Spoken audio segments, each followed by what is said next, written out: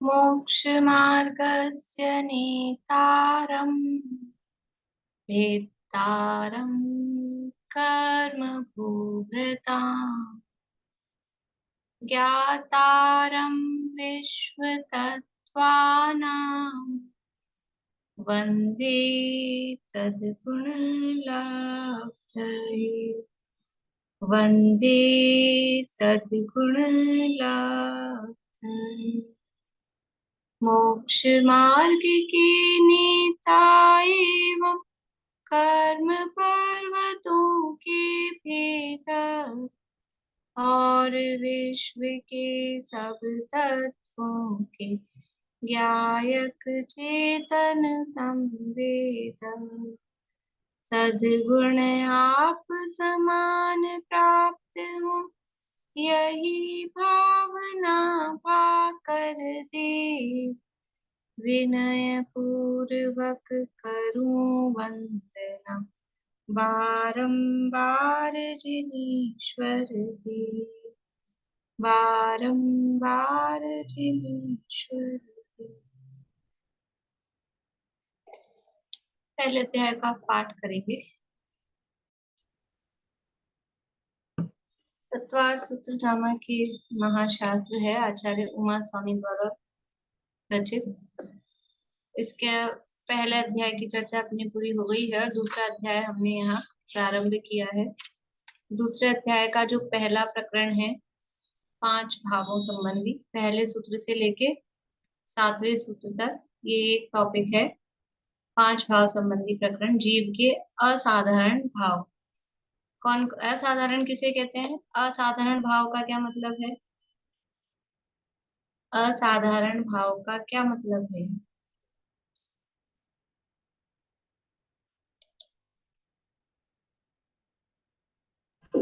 जिसमें विशेष भाव पाया जाए, विशेष बात हो। विशेष बात किससे विशेष बात? कर्मों के अपेक्षा से, मतलब विशेष भाव पाए जाए जिसके अंदर। ठीक है, थोड़ा और अच्छा जवाब बोलिए सरोजा आंटी। जो सिर्फ जीव में पाए जाते हैं और किसी में नहीं पाए जाते। हाँ, असाधारण का मतलब है साधारण नहीं है, कॉमन नहीं है, हर द्रव्य में नहीं पाए जाएंगे। तो जीव के असाधारण भाव हैं, तो ये भाव जो केवल जीव में ही पाए जाते हैं, जीव के अलावा अन्य किसी द्रव्य में नहीं पाए जाते, इसलिए ये कहला रहे हैं असाधारण भाव। अब उसमें से 4 भाव वो कर्म की अपेक्षा सहित हैं, वो अलग बात है, लेकिन ये जो 5 भाव हैं ये जीव में ही पाए जाते हैं, जीव के अलावा अन्य द्रव्य में नहीं पाए जाते, इसलिए इनको कहते हैं असाधारण भाव। कौन कौन से हैं जीव के असाधारण भाव? जीव के असाधारण भाव कौन कौन से हैं? बोलिए रूपम जी। औपशमिक, छायिक, छायोपशमिक, औदायिक और पारिणामिक। बड़े, ये 5 भाव औपशमिक, क्षायिक, क्षायोपशमिक, औदयिक और पारिणामिक, ये 5 भाव जीव के असाधारण भाव हैं। इनका सामान्य स्वरूप अपन ने देखा था। औपशमिक भाव किसे कहते हैं? औपशमिक भाव किसे कहते हैं? सुधा जी। से युक्त जीव के भाव जो होते हैं उसको औपशमिक भाव कहते हैं। कर्म के उपशम से, कर्म के उपशम, कर्म के उपशम से युक्त जो जीव के भाव हैं वो औपशमिक भाव कहलाते हैं। क्षायिक भाव किसे कहते हैं? कर्म के क्षय से जो जीव के भावों से क्षायिक भाव कहते हैं। कर्म के क्षय के माध्यम से, यानी कर्म के क्षय के समय या क्षय से युक्त जो जीव के भाव हैं वो क्षायिक भाव कहलाते हैं। इस तरफ से भी बोल सकते हैं, उस तरफ से भी बोल सकते हैं कि जब जीव के ऐसे भाव जिनमें कर्म का क्षय निमित्त होता है वो क्षायिक भाव कहलाते हैं, या कर्म के क्षय के लिए जो जीव के भाव होते हैं वो क्षायिक भाव कहलाते हैं। क्षयोपशमिक भाव किसे कहते हैं?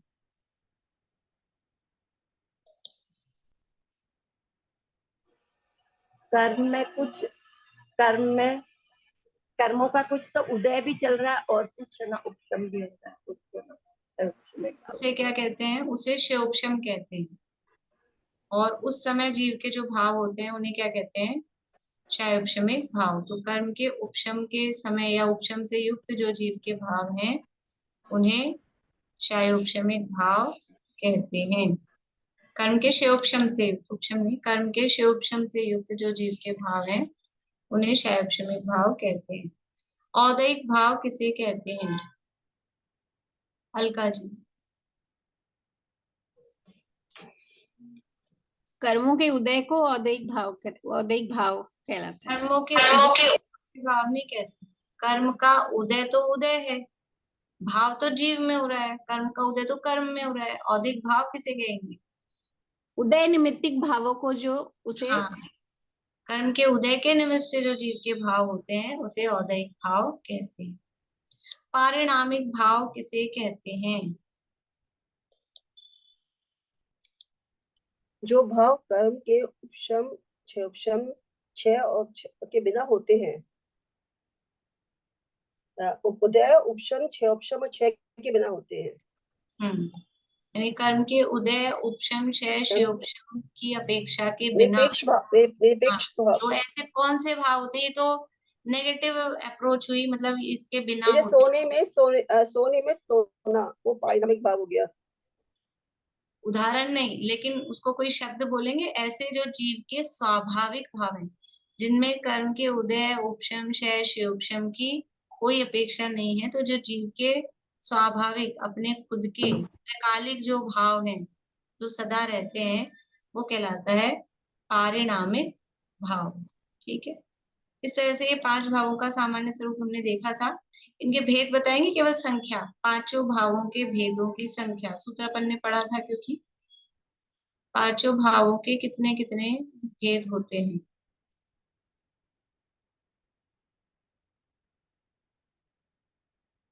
बोलिए रजनी जी।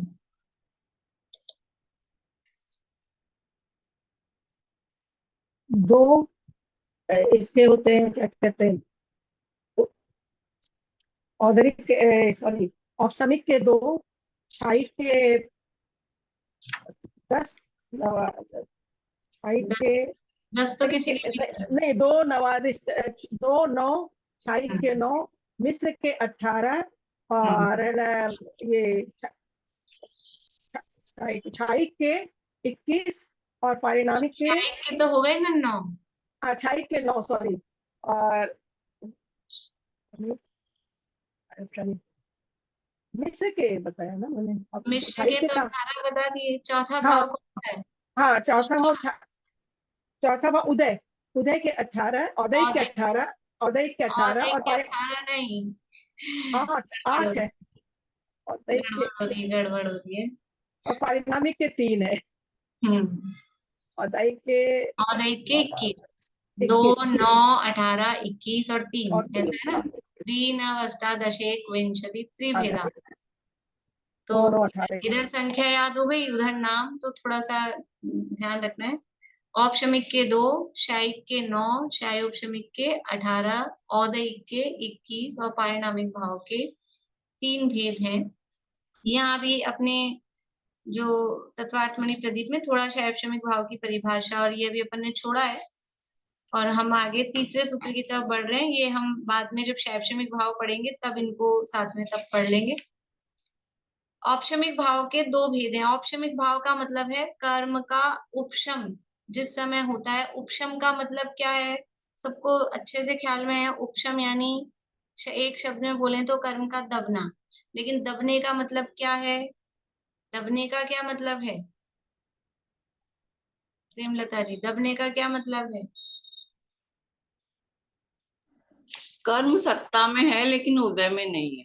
बढ़िया, ये सबको अच्छे से याद हो जाना चाहिए। अब समझ में आ गया मेरे हिसाब से सबको। उपशम मतलब दबना, दबना मतलब कर्म सत्ता में तो है लेकिन उदय में भी, फ्रंट में प्रकट नहीं है, अभी फल नहीं दे रहा है, तो वो कहलाता है उपशम। उपशम 8 कर्मों में से कितने कर्मों में होता है? 8 कर्मों में से कितने कर्मों में उपशम होता है? 1 2 3 4, 10 तो है ही नहीं, कर्मी 8 है। कितने कर्मों में उपशम होता है? उंगली से जवाब दे सकते हैं आप लोग। 1 में होता है, 2 में होता है, अच्छा, अरे वाह, तरह तरह के जवाब आ रहे हैं।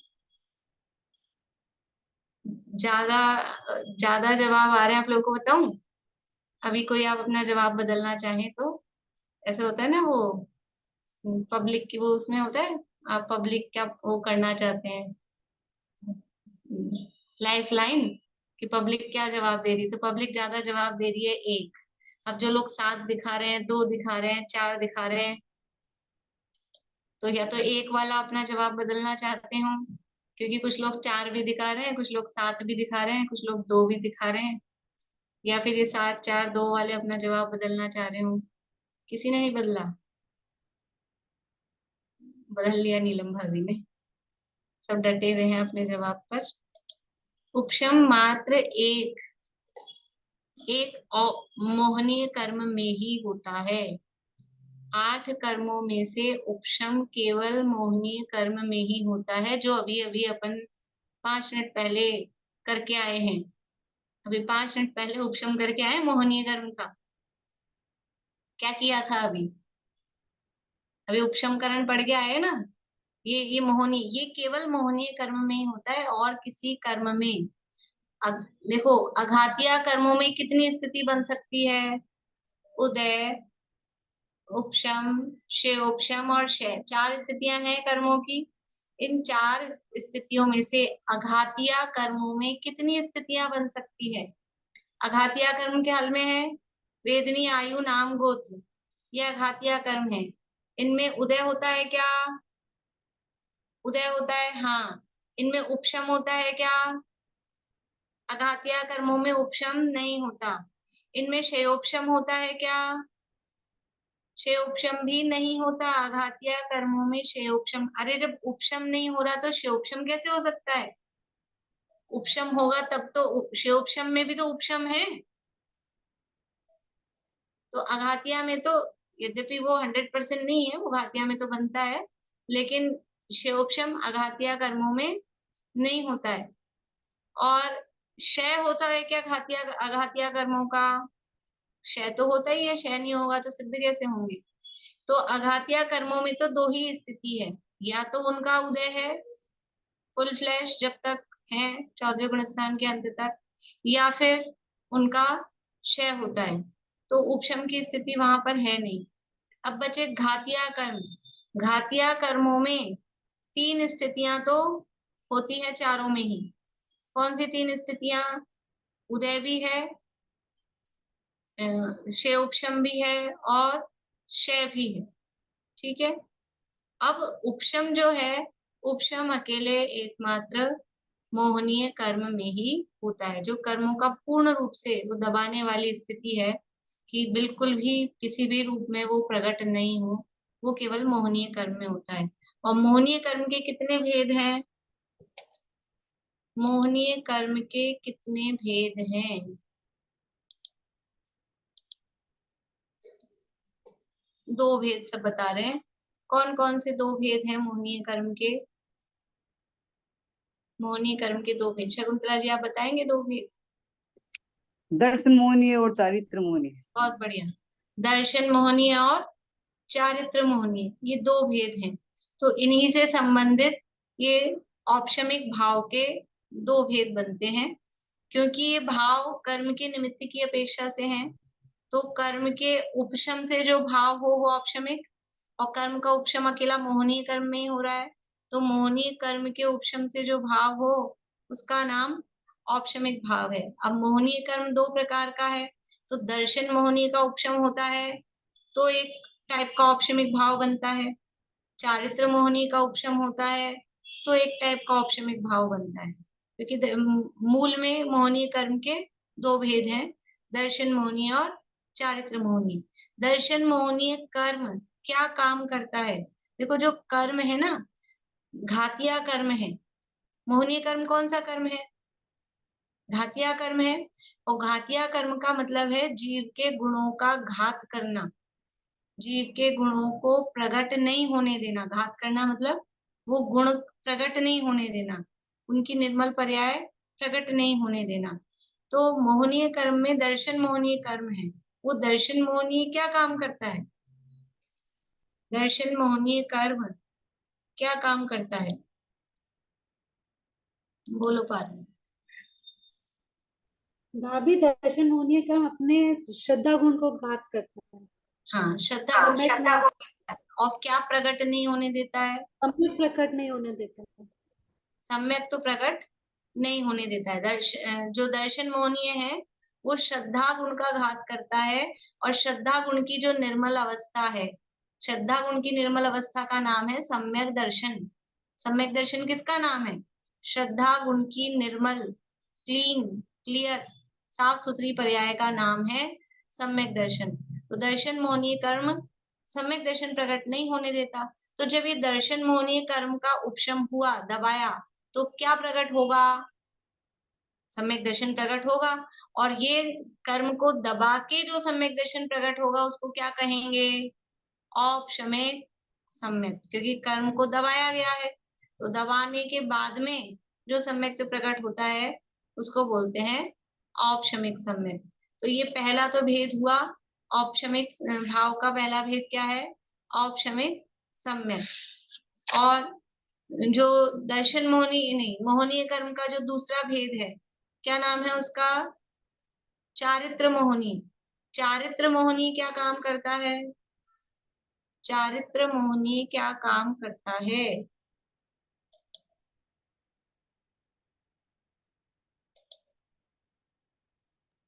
चारित्र गुण का नाश करता है, घात करता है। चारित्र गुण का घात करता है। चारित्र गुण का घात करता है।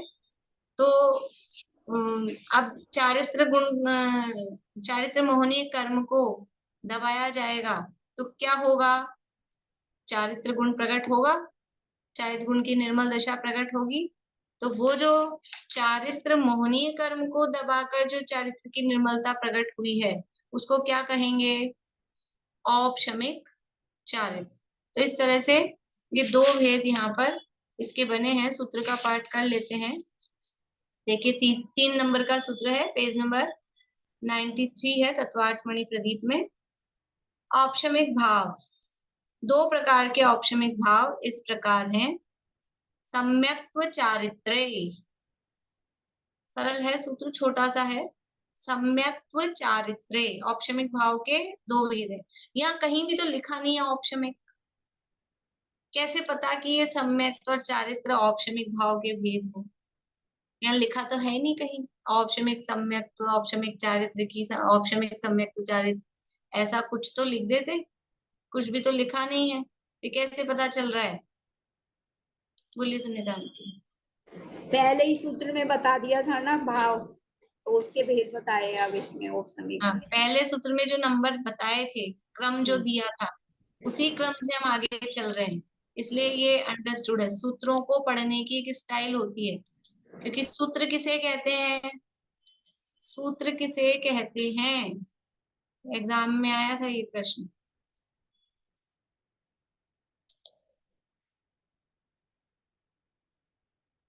बोले कविता जी। सबसे कम शब्दों में कहना या लिखना जो होता है वो सूत्र कहलाता है। हाँ, संक्षिप्त कथन को सूत्र कहते हैं, शॉर्ट में लिखना। तो ये शॉर्ट में, अभी इसका फायदा क्या होगा? अभी आगे तक असर, आगे वाले सूत्र में इसका इफेक्ट अपने को दिखेगा कि इन्होंने औपशमिक शब्द क्यों नहीं लगाया इसके साथ। तो अगले सूत्र में अपन देखेंगे। यहाँ कहा है सम्यक्त्व चारित्रे। तो ये सूत्र पढ़ने वालों को खुद को यानी इतना समझदारी होती है कि पीछे जो क्रम बताया है औपशमिक, शायिकौ, भावौ, तो ऐसे तो उसमें नाम नहीं दिया। वीन अष्टादश एक विंशति, वहां कहाँ नाम दिया है किसके 2 हैं किसके 9 हैं। तो वो जैसे क्रम से वहां लगाया है, वैसे ही ये भेद प्रभेद के जो नाम दे रहे हैं वो भी क्रम से लगाने। तो सम्यक्त्व और चारित्र ये 2 प्रभाव हैं और औपशमिक भाव के ये भेद हैं। इसलिए औपशमिक सम्यक्त्व और औपशमिक चारित्र। औपशमिक भाव के 2 भेद कौन से हैं? अकेला सम्यक्त्व और चारित्र नहीं, औपशमिक सम्यक्त्व और औपशमिक चारित्र। क्योंकि ये सम्यक्त्व और चारित्र आगे शायिक भाव में भी आने वाले हैं, शैवशमिक भाव में भी आने वाले हैं यही शब्द। इसलिए कौन सा वाला सम्यक्त्व और कौन सा वाला चारित्र? तो जिस भाव का भेद है वो वाला सम्यक्त्व, वो वाला चारित्र। तो यहाँ औपशमिक भाव की बात चल रही है। औपशमिक भाव के दो भेद हैं, औपशमिक सम्यक्त और औपशमिक चारित्र। देखिए आगे पढ़ लेते हैं इसे।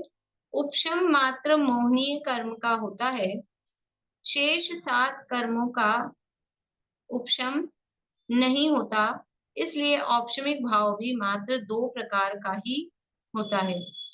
दर्शन मोहनीय में मिथ्यात्व, सम्यक मिथ्यात्व और सम्यक्त्व प्रकृति तथा चारित्र मोहनीय की अनंतानुबंधी क्रोध, मान, माया व लोभ, इन 7 प्रकृतियों के उपशम से औपशमिक सम्यक्त्व और चारित्र मोहनीय कर्म की 21 प्रकृतियों के उपशम से औपशमिक चारित्र होता है।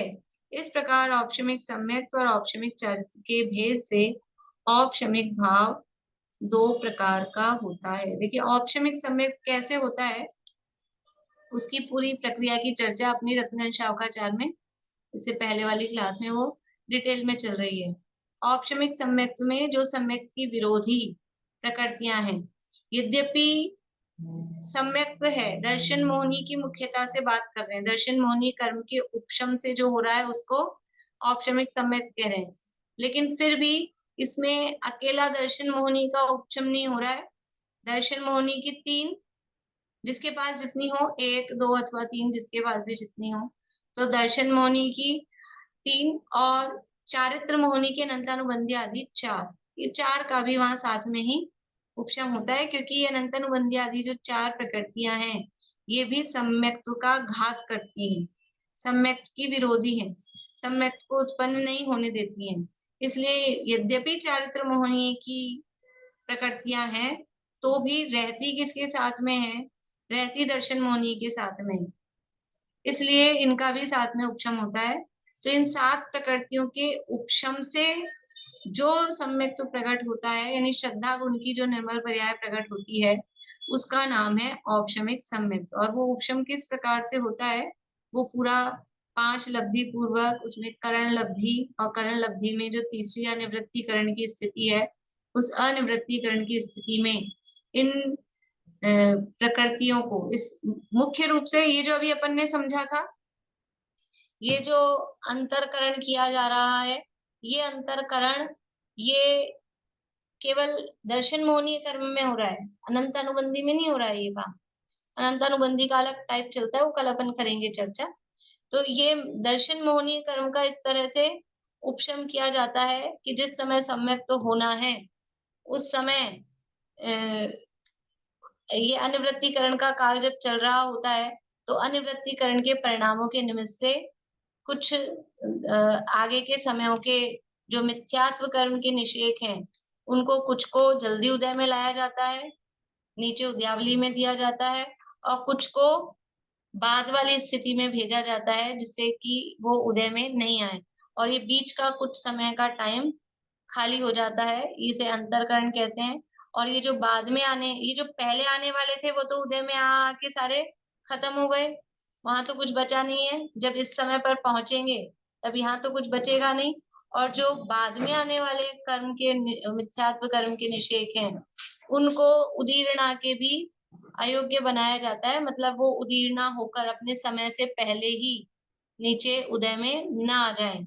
तो वैसे जिसका जब समय होता है वो तभी उदय में आता है। सामान्य नियम तो क्या है, जो कर्म का निषेध जिस समय पे लगा हुआ है उदय में आने के लिए, वो उसी समय पे उदय में आता है। लेकिन उनमें एक ऑप्शन और होता है उदीर्णा का, कि जीव के परिणामों के निमित्त से बाद में आने वाला निषेध भी पहले उदय में आ सकता है, उदीर्णा हो जाती है। तो यहाँ मिथ्यात्व के जो इस समय कुछ जो निषेध थे, उनको ऊपर की स्थिति में भेजा गया, और वो ऊपर की स्थिति वाले निषेध कहीं उदीर्णा होकर इस जो हमने खाली जगह बनाई है वहां पर नहीं आ जाए। तो उसका पक्का इलाज, पक्का काम करने के लिए इनको उदीर्णा के भी अयोग बनाया जाता है, उसको उपशमकरण कहते हैं। इस तरह से अनिवृत्तिकरण के परिणामों में एक अंतरकरण किया और एक उपशमकरण किया। इसके माध्यम से ये जो दर्शन मोहनी की 3 प्रकृतियां हैं, यानी मिथ्यात्व कर्म है मुख्य रूप से, उस मिथ्यात्व कर्म का उपशम कर दिया जाता है, और इसके कारण से ये जो श्रद्धा गुण की निर्मल पर्याय प्रकट होती है, इसको कहते हैं औपशमिक सम्यक। ये औपशमिक सम्यक्त्व कहलाता है। और इसी समय पे अनंतानुबंधी का भी साथ में उपशम होता है। वो किस तरह से होता है वो अपन बाद में उसी क्लास में समझेंगे। सामान्य कथन यहाँ पर ये करेंगे कि दर्शन मोहिनी की 3 और अनंतानुबंधी की 4, इन 7 प्रकृतियों के उपशम से, अथवा अनादि मिथ्यादृष्टि है तो 5 प्रकृतियों के उपशम से जो सम्यक दर्शन प्रकट होता है उसे औपशमिक सम्यक्त्व कहते हैं। ठीक है, ये सामान्य कथन प्रथमोपशम सम्यक की अपेक्षा से करते हैं। तो ये औपशमिक सम्यक तो होता है। और दूसरा जो भेद है औपशमिक भाव का, उसका नाम है औपशमिक चारित्र। तो चारित्र मोहिनी के उपशम से जो चारित्र की निर्मलता प्रकट होती है उसका नाम है औपशमिक चारित्र। चारित्र मोहिनी की कुल कितनी प्रकृतियां हैं? चारित्र मोहिनी की कुल कितनी प्रकृतियां हैं? बबीता जी गंगवाल।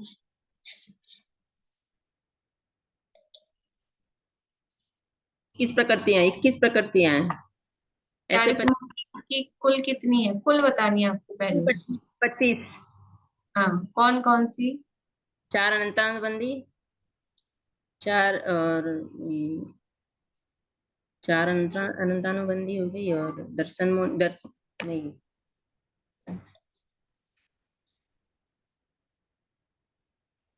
4 अनंतानुबंधी क्रोध मान हास्य रहता रहती शोक भय जुगुप्सा स्त्री पुरुष नपुंसक 9 कसाय हो गई। 4 और 4 अनंतानुबंधी की 16 और ये 9 हास्य रहता रहती शोक जुगुप्सा 9 ये हो गई 21। 25 अंकल बोलिए। चारित्र मोहिनी की 28 प्रकृति होती है, उसमें चारित्र दर्शन मोहिनी की 28, चारित्र मोहिनी की 28 नहीं, मोहनीय कर्म की 28 होती है। मोहिनी क्रम की 28 होती है, उसमें 3 दर्शन मोहिनी की और 25 चारित्र मोहिनी की। और उसमें 25 में 4 तरह की जो क्रोधमान मायालोभ है, अनंतानुबंधी है, प्रत्याख्यानावरण, प्रत्याख्यानावरण और संचलन। 16 तो ये है, और 9 है हास्य, रति, शोक वेद, जुगुप्सा, स्त्रीवेद, नपुंसक वेद और स्त्रीवेद, नपुंसक वेद और पुरुष वेद। बढ़िया। इस तरह से 25 ये 25 प्रकृतियां, यानी अनंतानुबंधी, क्रोध मान माया लोभ 4 हुई, अप्रत्याख्यानावरण, क्रोध मान माया लोभ 4 और हुई 8, प्रत्याख्यानावरण, क्रोध मान माया लोभ 12, और संजुलन, क्रोध मान माया लोभ, ये हो गई 16। और इसके साथ में 9 कषाएं। कौन कौन सी है 9 कषाएं? 9 कषाएं कौन सी हैं? निशा जी। हास्य रति जुगुप्सा, हास्य रति अरति जुगुप्सा, 3 वेद, 5 और 3 8, एक और रह गई अरिति। कहाँ हुई है बेटा? फिर से बोलिए। हास्य रति अरति जुगुप्सा और 3 वेद, स्त्री पुरुष और नपुंसक। 7 हुई, 7 हुई, 8 नहीं हुई। 7 हुई मेरी, 8 नहीं हुई। क्या रह गया इनका? एक रह गया। एक नहीं रहा है, 7 ही हुई है, 2 रह रही है। बोलिए रेखा जी, क्या रह गया है? ये बताना है क्या रह गया है। शोक भय 2 रह गए। शोक और भय रह गया है। हास्य रति अरति, शोक भय जुगुप्सा, स्त्रीवेद, पुरुषवेद और नपुंसक वेद। इस तरह से ये टोटल चारित्र मोहिनी की 25 प्रकृतियां हैं। तो यहाँ क्या लिखा है कि चारित्र मोहिनी की 21 प्रकृतियों के उपशम से, तो यहाँ 21 का क्यों कहा? प्रकृतियां तो 25 थी ना, फिर यहाँ 21 का ही क्यों उपशम करा रहे हैं? 25 में से 21 का ही उपशम क्यों करा रहे हैं? बोलिए रूपम जी। दर्शन मोहिनी में अनंतानुबंधी की 4 और 3 वो चली गई इसीलिए।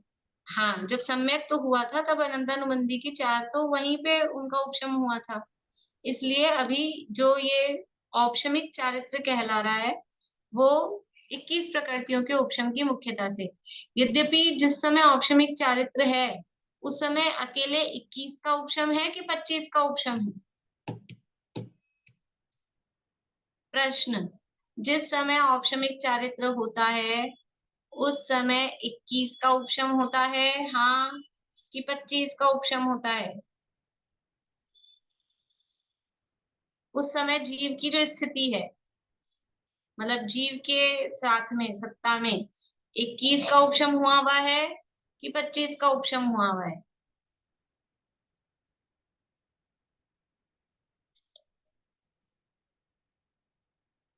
बढ़िया, नेक्स्ट जवाब आ रहे हैं लेकिन सही जवाब ज्यादा है। टोटल तो 25 का ही उपशम है, उपशम कहो या फिर 4 का, अगर शायद सम्यक दृष्टि है तो 4 का क्षय भी हुआ हुआ हो सकता है, लेकिन उदय अभी किसी का भी नहीं है। जिस समय औपशमिक चारित्र है तो 21 का उपशम भले ही कह रहे हैं, लेकिन ऐसा नहीं कि अनंत अनुबंधी का तो उदय चल रहा है 21 का उदय कर उपशम कर दिया, ऐसा नहीं हो सकता है।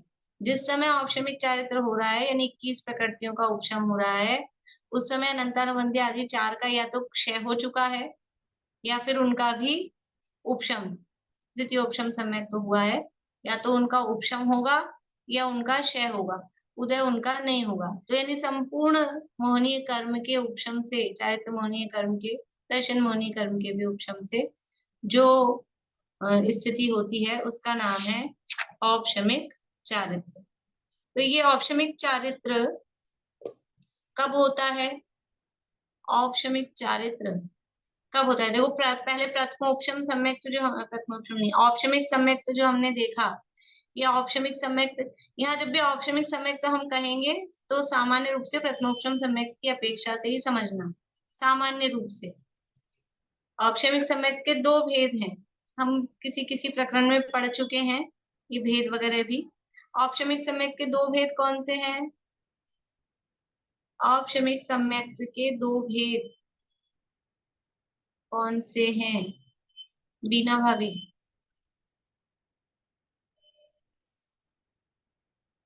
ख्याल में है? नहीं? औपशमिक सम्यक के दो भेद, ललतेश जी।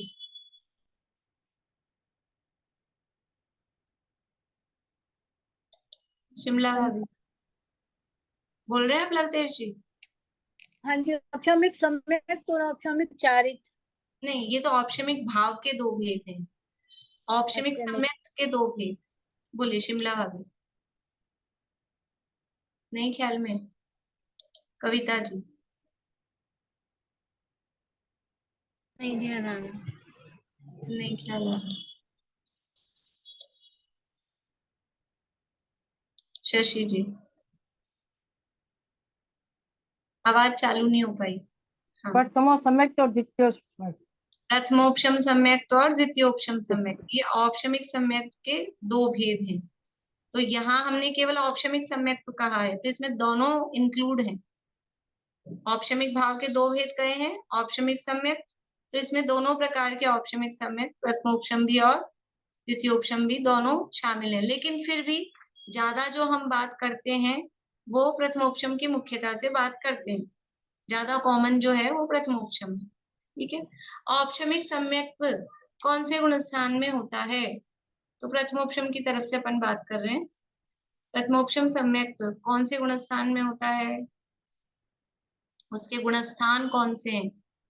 अकेला 4 यानी चौथा कह रहे हैं कि 4 गुणस्थान है? अभी तो पूछना पड़ेगा, ऐसे उंगलियों से नहीं काम चल पाएगा। बोलिए रजनी जी। चौथे से सातवें गुणस्थान पे। औपशमिक सम्यक चौथे से सातवें, प्रथमोपशम सम्यक तो सामान्य रूप से चौथे से सातवें गुणस्थान में होता है। अब औपशमिक चारित्र वो कौन से गुणस्थान में होता है? औपशमिक चारित्र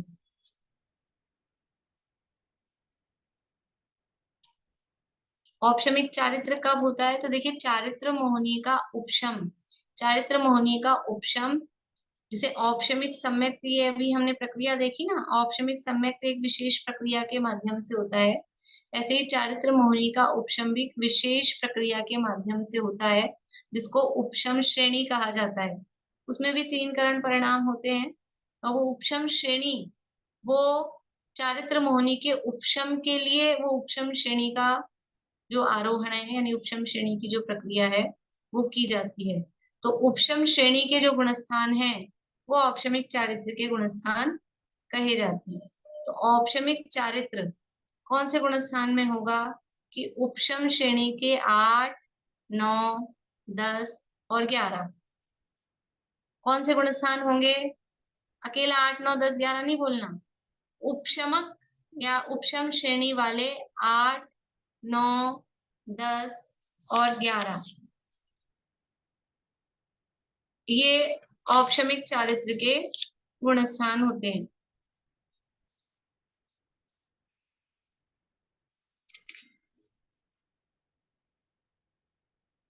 देखो ये सामान्य कथन है।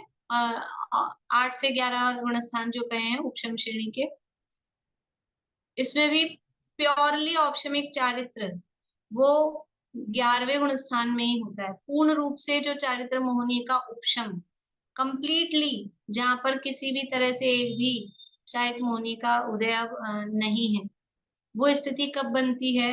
वो स्थिति बनती है 11वें गुणस्थान में, जिसका नाम है उपशांत मोह। 11वें गुणस्थान का नाम उपशांत मोह।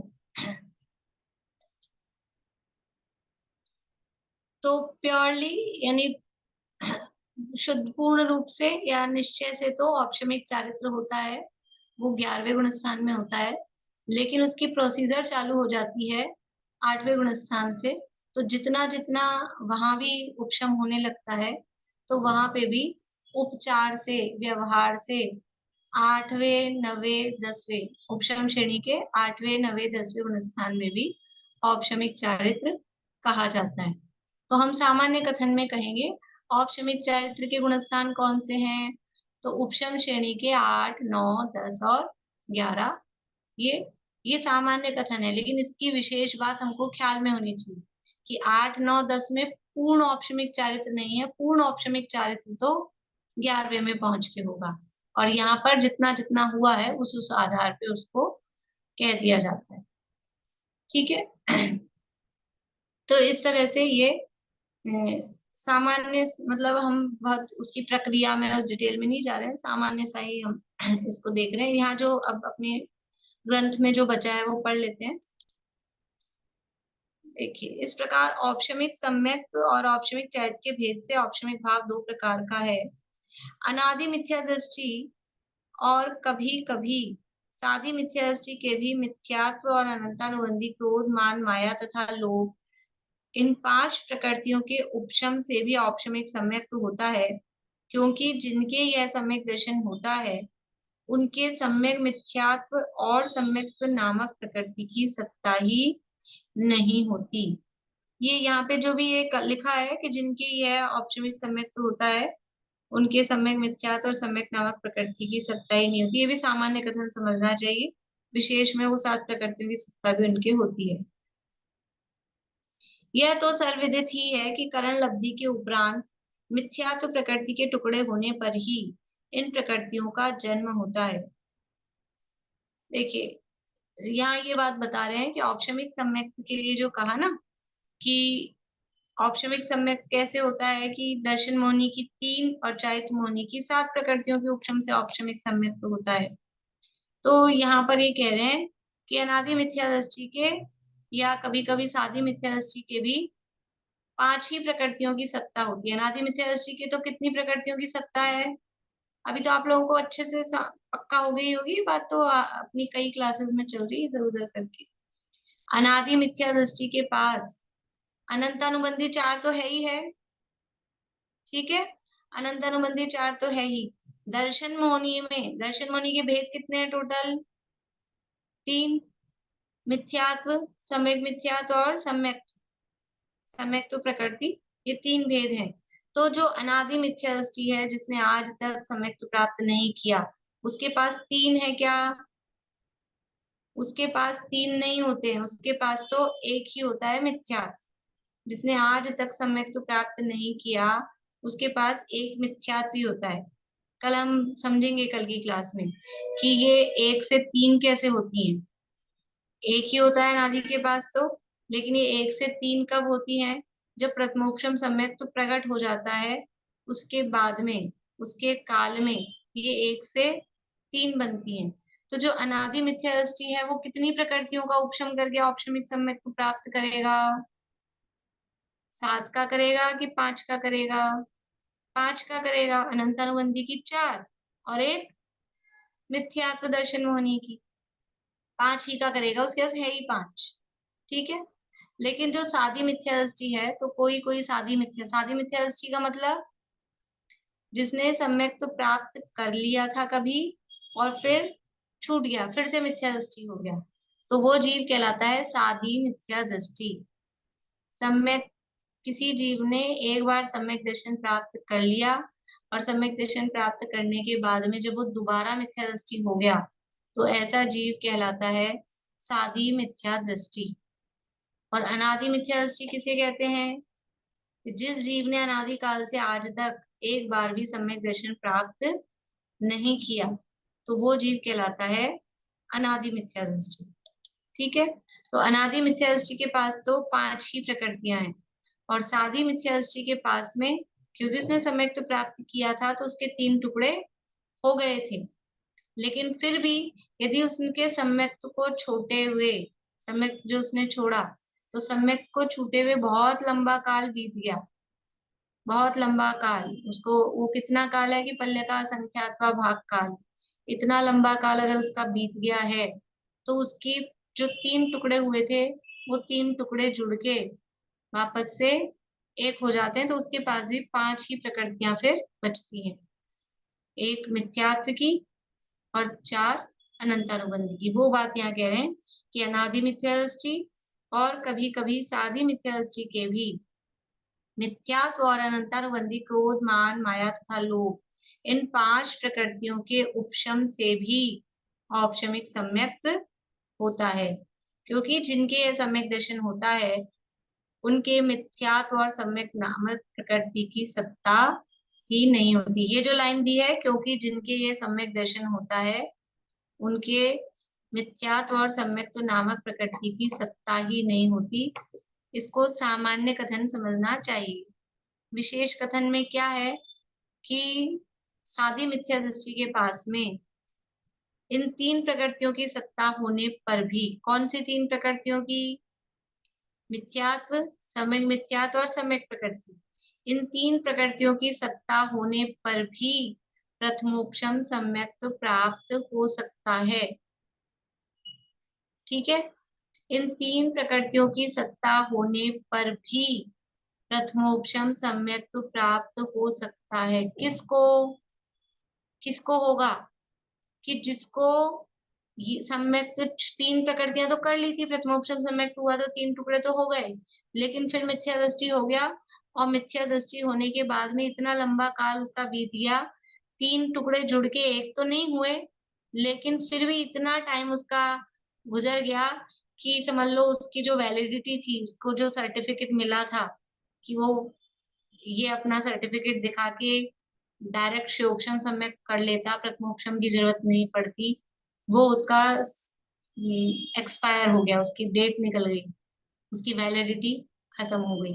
मतलब क्या है कि सम्यक तो छोड़े हुए उसको इतना लंबा काल अगर बीत गया है, वही पल्ले का असंख्यात्वा भाग काल, कि अब वो डायरेक्ट शिवोपशम सम्यक तो प्राप्त नहीं कर सकता। यदि प्रथमोपशम सम्यक्त को छोड़ने के बाद में बहुत लंबा काल बीत जाए और फिर वो उस बीच में दोबारा सम्यक्त प्राप्त नहीं कर रहा है, और कितना लंबा काल बीत जाए, तो वो हम अपनी भाषा में बहुत लंबा काल कह रहे हैं, वो पल्ले का असंख्यात्वा भाग काल, और वो उसको बोलते हैं वेदक योग्य काल। सॉरी, वेदक योग्य काल का मतलब क्या है कि जिस टाइम पीरियड में वो शिवोपशम सम्यक्त प्राप्त कर सकता है। देखो,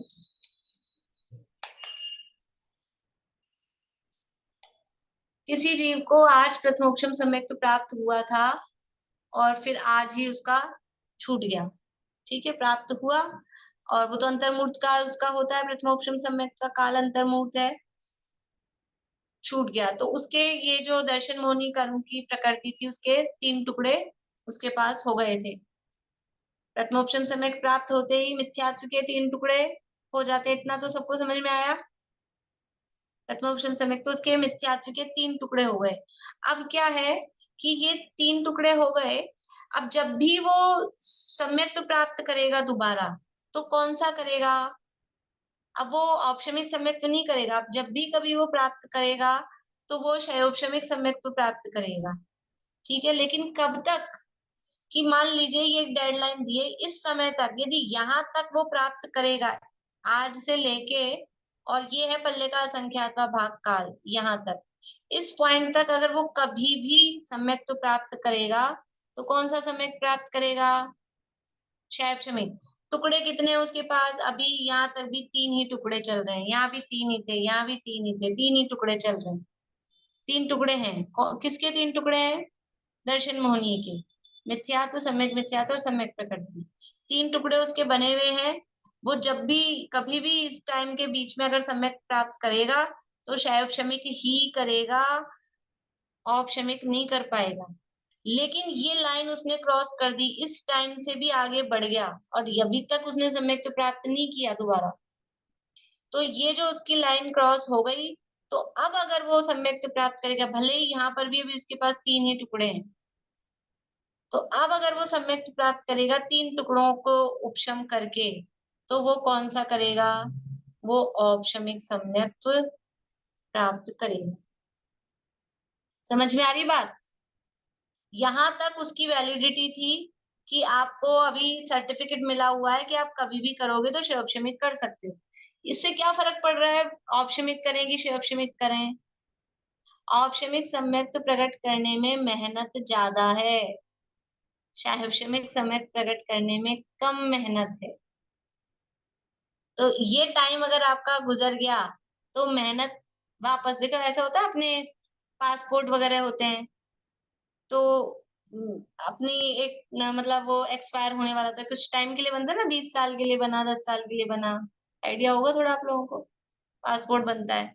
तो अब वो 20 साल के लिए बना था, 20 साल पूरे होने वाले हैं, तो वो एक टाइम चल रहा है कि अभी इतने इस 6 महीने में, साल भर में आप रिन्यू करा लो, 6 महीने का टाइम मिला है कि इसमें आप रिन्यू करा लो, तो आपको कम मेहनत होगी, थोड़ा सा ही कुछ काम कराना पड़ेगा और आपका हो जाएगा।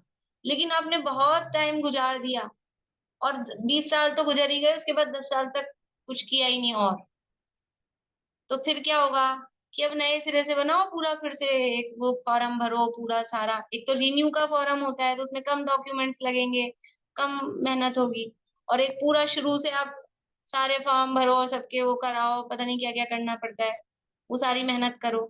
तो ऐसे ही औपशमिक सम्यक्त्व में मेहनत ज्यादा है, सारा 3 करण पूरे पूरे फिर से होंगे।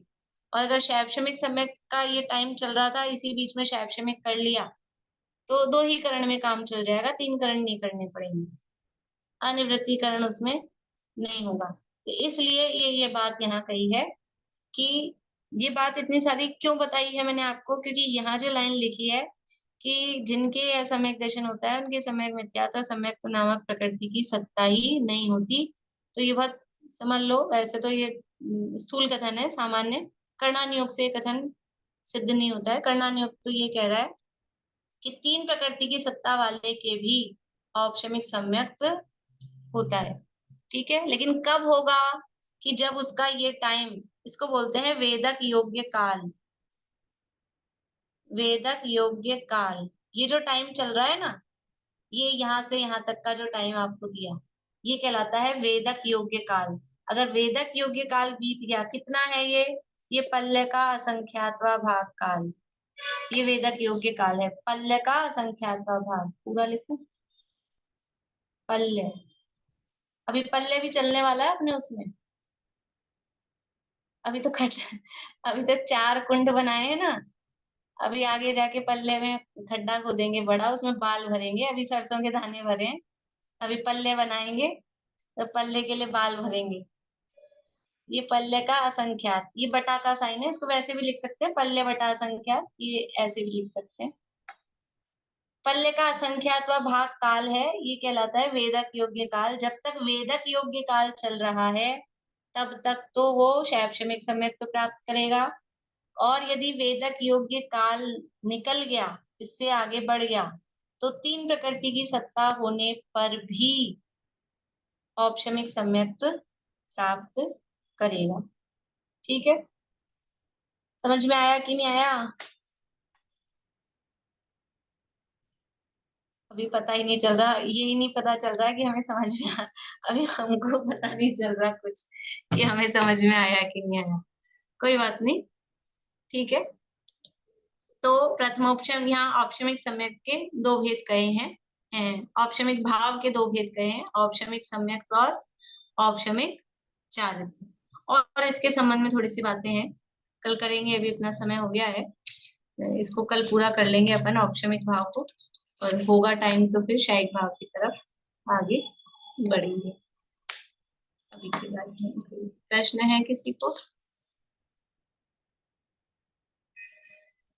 सबके सिर गर्म हो गए हैं, बहुत भारी भारी हो गया। बोलिए रूपा मुझे। दीदी छायोपशमिक सम्यक्त तो दोष मतलब दोष युक्त होता है, तो फिर वो दोबारा वही क्यों करेगा, पहले औपशमिक क्यों नहीं करेगा?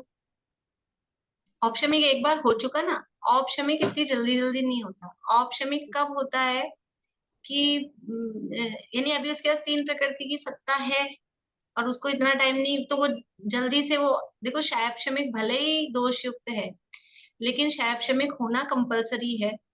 शायपशमिक सम्यक तो प्राप्त नहीं होगा तो शायिक सम्यक तो प्राप्त नहीं हो सकता। तो वो दोबारा औपशमिक करेगा तो भी उसको शायपशमिक तो करना ही है, तो फिर दोबारा औपशमिक करने से क्या मतलब है? द्वितीयोपशम करेगा ना, फिर द्वितीयोपशम करेगा। नहीं, द्वितीय उपशम ऐसा नहीं, पहली बार उपशम हो वो प्रथम उपशम, दूसरी बार हो तो वो द्वितीय उपशम, ऐसा नहीं। अपन कल करेंगे, आप लोग पढ़ के आना, जिनका पढ़ा हुआ है, पहले पढ़ा हुआ है अपना प्रथम उपशम से द्वितीय उपशम काफी लोगों का, तो कल मैं आप ही लोगों से पूछ लूंगी, आप लोग देख के आना। तो जिनको समझ लो नहीं है, ख्याल में नहीं आए थे जो पहले, तो उनको वो समझ में आ जाएगा और आप लोगों का रिवीजन भी हो जाएगा। बोलिए मनोज। ये विज्ञान वाटिका कहाँ मिलेगी? विज्ञान वाटिका कहाँ मिलेगी वो? में तो मेरे मिली पास नहीं। कोई मैसेज आया होगा तो मैं डाल दूंगी ग्रुप में, मुझे भी ख्याल नहीं है कहाँ मिलेगी।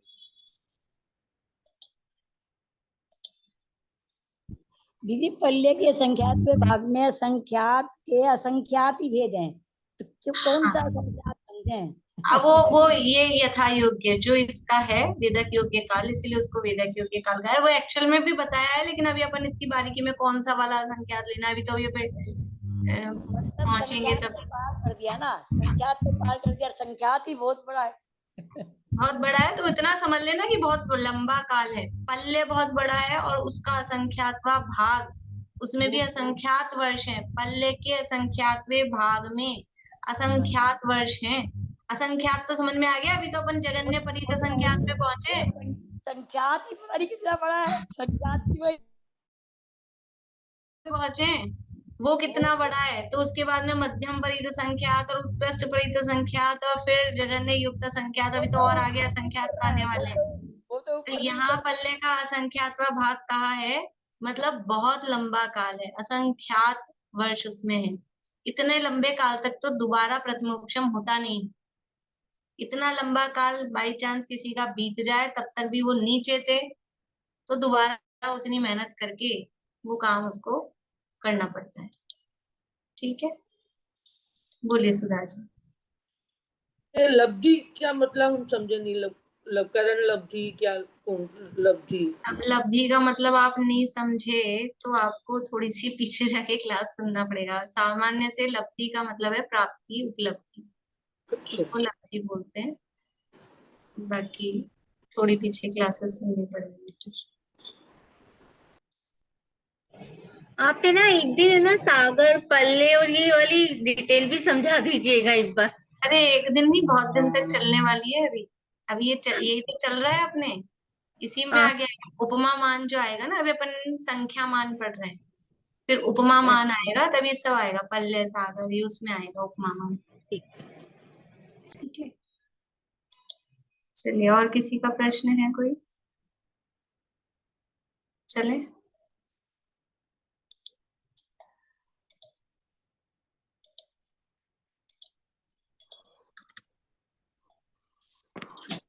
नहीं जन्मो नहीं मरता, नहीं घटता नहीं बढ़ता, गुरु लघु रूप ध्रुव ज्ञायक, सहज जीवन हमारा है।